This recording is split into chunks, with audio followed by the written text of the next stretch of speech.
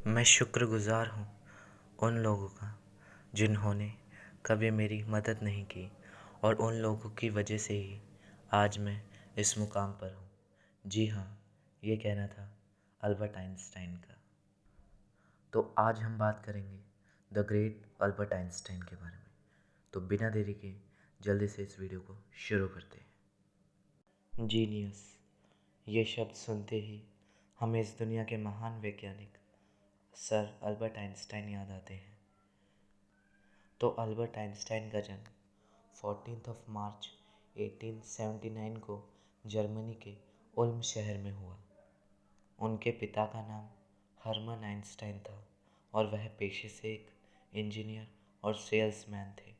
उनकी माता का नाम पॉलाइन आइंस्टाइन था। उनकी एक छोटी बहन थी जिनका नाम मैजा आइंस्टाइन था। जब अल्बर्ट पैदा हुए तब उनका सर उनके शरीर की तुलना में काफ़ी बड़ा था। शुरू से ही वह दूसरे बच्चों से बहुत अलग थे। वह दूसरे बच्चों की तरह बिल्कुल भी शरारत नहीं किया करते थे और वह बिल्कुल शांत तरीके से रहते थे। अक्सर बच्चे 1-2 साल के बीच में बोलना शुरू कर देते हैं। वहीं आइंस्टाइन ने बोलने में लगभग 4 साल लगा दिए थे। एक दिन वह अपने परिवार के साथ रात का भोजन कर रहे थे। तब उन्होंने अपनी 4 साल की चुप्पी तोड़ते हुए कहा कि ये सूप बहुत गर्म है।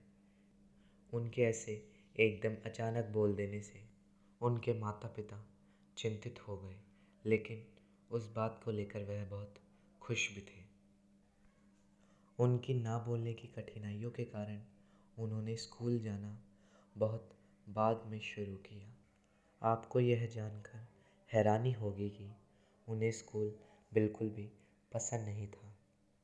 उन्हें लगता था कि स्कूल एक जेल की तरह है जहाँ पर कोई भी आज़ाद नहीं है। ऐसी सोच का एक कारण भी था। वह अपने टीचरों द्वारा पढ़ाई गई चीज़ों को जल्दी से एक्सेप्ट नहीं करते थे।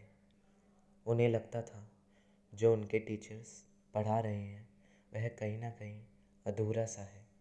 इस कारणवश वह अपने टीचरों से बहुत ऊटपटांग सवाल भी किया करते थे, जिसके कारण उनके टीचर उनसे बहुत परेशान रहते थे और कुछ समय बाद तो उन्होंने मंदबुद्धि भी कहना शुरू कर दिया था। बार बार मंदबुद्धि कहलाए जाने के कारण आइंस्टाइन को लगा कि उनकी बुद्धि अभी तक विकसित नहीं हुई है। एक दिन वह अपने टीचर के पास जाकर पूछते हैं कि मैं अपनी बुद्धि का विकास किस प्रकार कर सकता हूँ। तब उनके टीचर ने उन्हें जवाब दिया कि अभ्यास ही सफलता का मूल मंत्र है। तब यह बात उनके दिमाग में घर कर गई और उन्होंने यह निश्चय किया कि एक दिन वह पूरी दुनिया से आगे बढ़कर दिखाएंगे। और उस दिन के बाद उनकी लगन और उनकी चाहत उनके ऊपर हमेशा हावी रहती।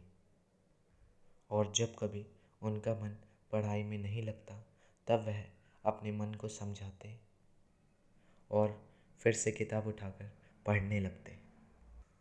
और कुछ समय बाद उनकी मेहनत रंग लाई और यह विकास देखकर उनके टीचर दंग रह गए।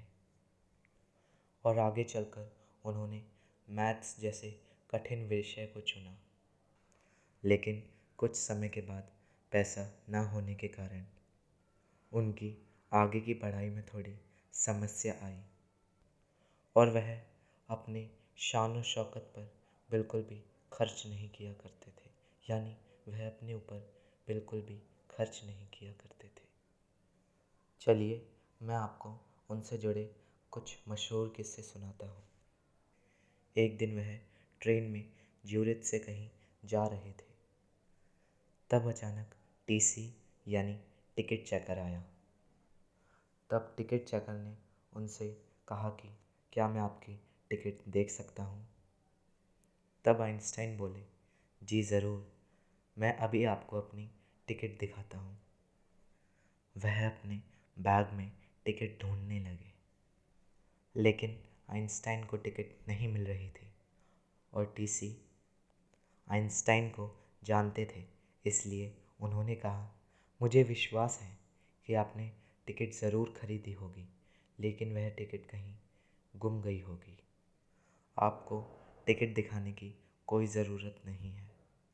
और यह कहकर टीसी दूसरे लोगों की टिकट चेक करने लगे, लेकिन आइंस्टाइन फिर से अपनी सीट के नीचे और अगल बगल देखने लगे।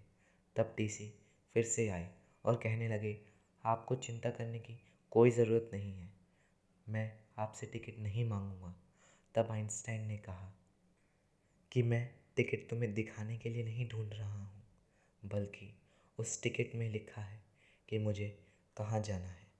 दोस्तों, आइंस्टाइन को अपनी घर का एड्रेस और फ़ोन नंबर याद नहीं रहते थे। वह यह मानते थे कि जो चीज़ ढूंढने से मिल सकती है उसको याद क्यों रखा जाए। अब हम बात करेंगे उनकी कुछ थ्योरीज़ के बारे में जो बहुत प्रसिद्ध है। First, theory of relativity.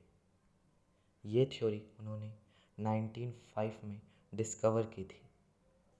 Second, theory of Brownian movement. ये थ्योरी उन्होंने 1926 में डिस्कवर की थी। And third, the evolution of physics.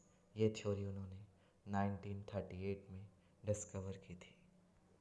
वैसे तो उन्होंने और भी कई थ्योरीज़ डिस्कवर की थी, लेकिन यह वो थ्योरीज़ हैं जो बहुत प्रसिद्ध हुई। आइंस्टाइन को 1922 में उनकी थ्योरेटिकल फिज़िक्स के लिए नोबेल प्राइज़ मिला, लेकिन वो नोबेल प्राइज़ उन्होंने 1922 में रिसीव किया था। अल्बर्ट आइंस्टाइन की शादी 1903 में मेलिवा मैरिक से हुई, जो कि आगे चल के 1919 में उनका डिवोर्स हो गया।